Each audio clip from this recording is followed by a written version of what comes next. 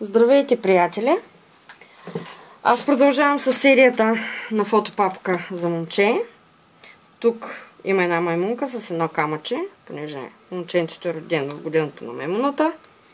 Тук инсерта се отваря така, с вързанка. Тук има брат, тук пише Memories, спомени. Тук могат да се слагат съответно снимки. Може големи, може две малки. Инсерта се отваря така, по този начин. И от тази страна може да се разгръща така.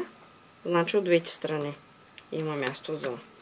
Тук съм сложила два чипборда за мама, да си ги сложи по-нататък. Тук има так, който излиза така. И от двете страни на тага могат да се слагат снимки. Това се затваря така. На задната страна също могат да се слагат снимки. Тук отзад по същия начин могат да се слагат снимки. И тук съответно може да сложи една малка снимка. И тук имаме в 3 джобчета имаме 3 такчета, където също могат да се слагат снимки. Или мама на задната страна на гърба да пише спомени. И се затваря по този начин. Ето.